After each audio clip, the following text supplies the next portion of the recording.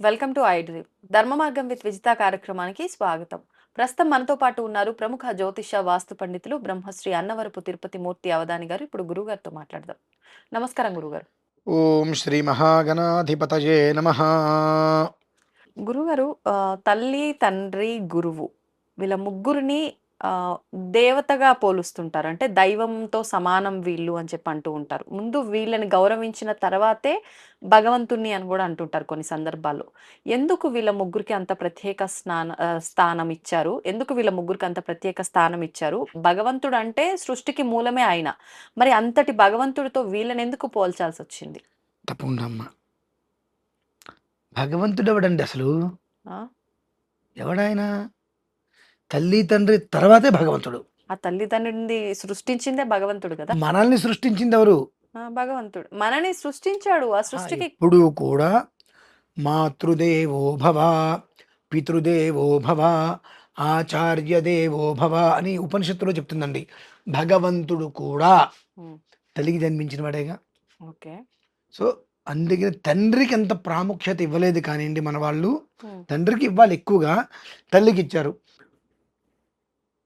రాముడు, కృష్ణుడు ఎవరైనా సరే తల్లికి విధిగా నమస్కారం చేయవలసిందే. హ్మ్. సన్యాసం తీసుకున్నటువంటి వ్యక్తి కూడా విధిగా తల్లి కనిపిస్తే నమస్కారం చేయవలసిందే. హ్మ్. అంటే మాతృత్వం అనేటువంటి దాన్ని ఏది కూడా విడతీయలేదు.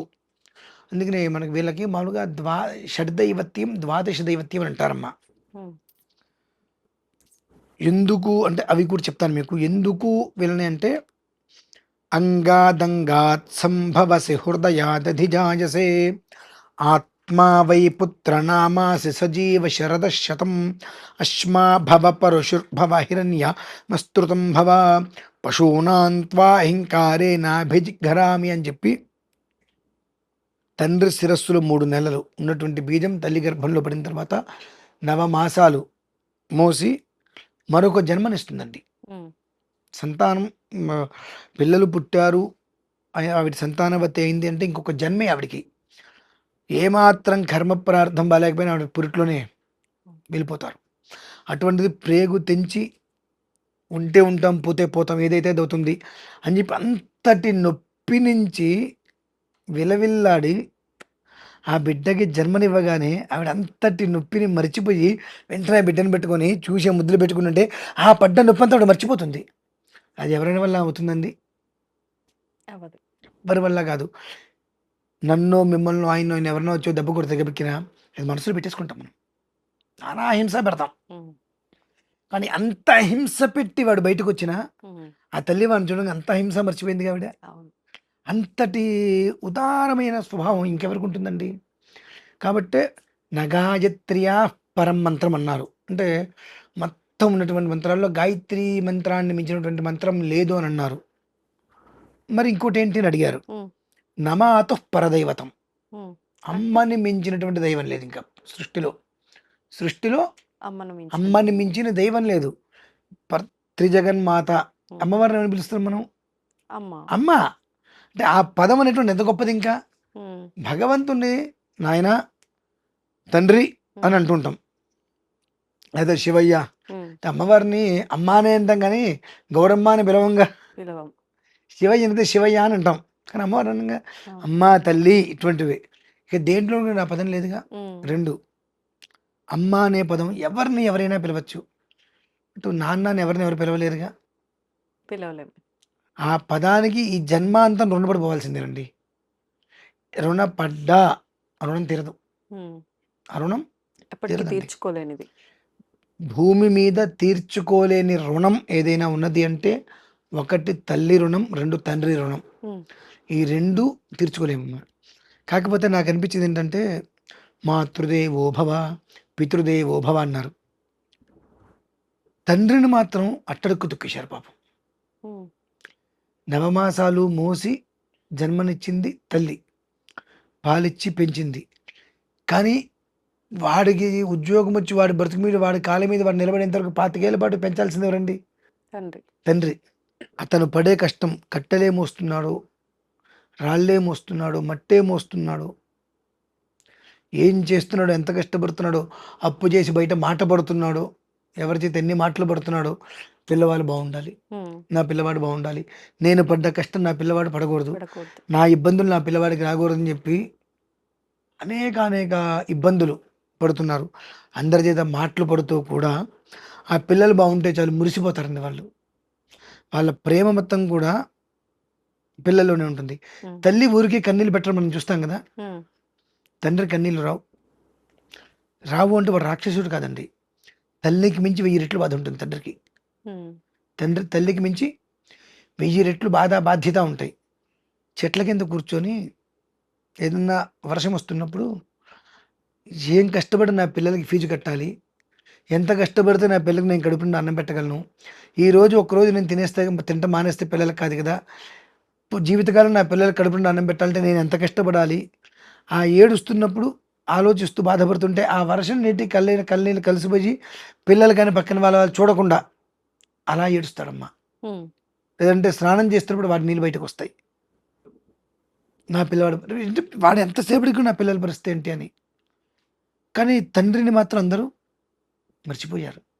తల్లికి ఇచ్చిన స్థానం తండ్రికి ఇవ్వలేదు. ఎందుకంటే తల్లి నవమాసాలు మొయ్యటము, కనడమే జనాలు చూస్తున్నారు ఎవరైనా సరే.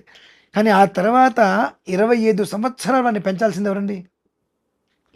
దానికి అతను ఎన్ని అవమానాలు, ఎన్ని కష్టాలు, ఎన్ని ఇబ్బందులు పడ్డా ఆ కష్టం ఆ పిల్లలకి కనిపించినట్టు తెలుసా అండి? అవును.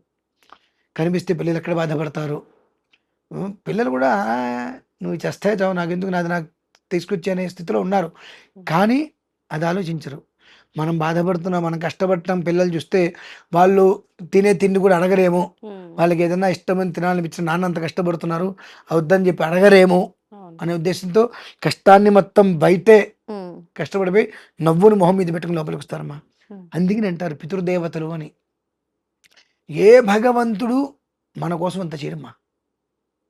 ఏ భగవంతుడికి మనం అర్చన చేయాలన్నా ఆ భగవంతుడికి అనేక విధాల మనం స్తుతించాలి, ఉమ్, స్తోత్రం చేయాలి, అర్చన చేయాలి, ఆరాధనలు చేయాలి, నివేదన చేయాలి, పూజలు చేయాలి, హోమాలు చేయాలి. ఇవన్నీ చేస్తేనే అయినప్పటికీ ఆయన మనకు ఫలితాన్ని ఇస్తాడు, ఆయన మనకు కరుణిస్తాడని నమ్మకాలు లేవు. ఉమ్, అవేమీ లేకపోయినా మనం తిట్టినా, అరిచినా, ఏం చేసినా మన క్షేమాన్నే కోరుతూ వాళ్ళ జీవితం మొత్తం మన కోసమే ధారపోస్తారు కాబట్టి వాళ్ళని పితృదేవతలు అంటారమ్మా. ఉమ్, వాళ్ళకి ఇచ్చేటువంటి వాల్యూ ఎందుకు ఇవ్వాలి అంటే ఈ కారణం చేత ఇవ్వాలి. ఆ, మనకు మొట్టమొదటి గురువు కూడా తల్లిదండ్రి, ఆ తర్వాత ఆచార్యులు స్కూల్లో మనకు చెప్పేటువంటి వాళ్ళు. అవును. అంటే ఈ ముగ్గురు కూడా బ్రహ్మ విష్ణు మహేశ్వరులతో సమానం. ఉమ్, వాళ్ళకన్నా ఎక్కువే. వీళ్ళ తర్వాతే భగవంతుడు కావచ్చు, ఇక ఎవరైనా ఎక్సెట్రా ఎక్సెట్రా ఎక్స్వైజెడ్. ఉమ్, కాబట్టి నగాయత్ర్యా పరం మంత్రం నమాతు పరదైవతం అని ఇచ్చారు. ఉమ్, అదే ఉపనిషత్తులో మాతృదేవో భవ, పితృదేవో భవ, ఆచార్య దేవో భవ అని ఇచ్చారు. వీరి ముగ్గురికి మనం కట్టుబడి వారి యొక్క మాటకి కట్టుబడి వారికి అసంతృప్తి కలగకుండా మనం ఉన్నంతకాలము కూడా ఎవ్వరూ మన జోలికి రాలేదమ్మా. ఎందువలనంటే భాగ్యస్థానం తండ్రి. ఉమ్, ఆ భాగ్యస్థానంలో ఏ గ్రహం అయితే ఉంటుందో ఆ గ్రహానికి అధిపతి ఏ దేవత అయితే ఉంటారో ఆ దేవత మనల్ని చల్లగా చూస్తాడు ఇప్పుడు కూడా. ఓకే. అలానే పంచమ స్థానం పుత్రస్థానం, మనకు కలిగే సంతానం. ఆ సంతానం అనేటువంటిది మన వల్ల వృద్ధి కలుగుతుంది విపరీతంగా. ఉమ్, కష్టం అనేటువంటిది నిజంగానే వాళ్ళ వరకు రాకుండా ఉమ్, కష్టాన్ని తెలుసుకుంటూ స్వయంకృతంగా ఎదుగుతారు మా పిల్లలు. ఓకే. మనం ఇట్లా ఉంటే ఇది అని చెప్పాల్సిన అవసరం చెప్పాల్సిన లేకుండా వాళ్ళే ఎంత కష్టపడుతుంటే నాన్న మనకి ఇవన్నీ వస్తున్నాయి, మనం బయట చూస్తున్నాం కదా అనేటువంటి విషయాన్ని తెలుసుకొని స్వయంకృతంగా వాళ్ళు ఎదుగుతారమ్మా. ఉమ్, ఆ ఒక్క మేధా సంపత్తి భగవంతుడు ఆ రూపంలో ఇస్తాడు.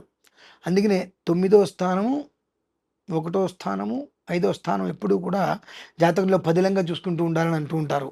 ఉమ్, తాత, తండ్రి, మనవడు, మనవడు. ఆ 3. ఆ స్థానాలకి అధిపతులు ఎవరు? కేవలం మళ్ళీ వీళ్ళే. ఉమ్, కాబట్టి ఎప్పుడైతే మన పెద్దవాళ్ళని మనం కనురెప్పలుగా కాపాడుకుంటూ ఉంటామో ఆ స్థానాల్లో ఉన్నటువంటి గ్రహం, ఉమ్, ఆ గ్రహానికి అధిపతి ఎవరైతే ఉంటారో ఆ భగవంతుడు సర్వకాల సర్వావస్థలందు కూడా వజ్రకవచలంగా మనం కాపాడుతుంటారు మనల్ని. అందువల్లనే ఎప్పుడూ కూడా తల్లిదండ్రిని, గురువుని తోలనాడవద్దు, వాళ్ళ మాటని పెడచెవిని పెట్టవద్దు. వాళ్ళకి ఏ ఇబ్బందులు, క్లేశాలు కలగకుండా చూసుకోండి. హ్మ్. తల్లిని, తండ్రిని కష్టబెట్టబోకు కన్న తల్లి మనసు నష్టబెట్టబోకు నాన్న పనులు అని చెప్పి నా చిన్నప్పుడు చెప్పాను. అప్పట్లో మాకు ఈ శ్లోకాలు అర్థమయ్యేవి కావు. హ్మ్. ఆ అర్థమయ్యేటయానికి ఎంతో ఇబ్బందులు పెట్టేసుంటాం అప్పటికి పెద్దవాళ్ళని మనం. వాస్తవం. ఆ తర్వాత మనం మారి సవ్యంగా ఉన్నామన్న వాళ్ళు మనల్ని నమ్మలేరు. మనం చేసుకునే చేష్టలు అలా ఉంటాయి. హ్మ్. అలా వాళ్ళు నమ్మలేరు కదా అని మనం మరిపోకూడదు ఇంకా. వాళ్ళ పిలుపు కోసమే అక్కడ గడపలో వేచి చూస్తూ ఉండాలమ్మా. ఎందుకంటే మన అనుమతి లేకుండానే మనకు జన్మనిచ్చారంటే వాళ్ళ కోసం జన్మ మొత్తం మనం ధారపోయాల్సిందే అవును. ఖచ్చితంగా. అదైతే నేను చెప్తానమ్మా. హ్మ్. అది విషయం. వాస్తవం మీరన్నది. నిజంగా తల్లిదండ్రుల రుణం అయితే తీర్చుకోలేనిది. వాళ్ళ విషయంలో మనం కృతజ్ఞతగా ఉండడం తప్పితే మనం ఏం చేయలేము ఈ జన్మకి. సంతోషమండి. ధన్యవాదాలు.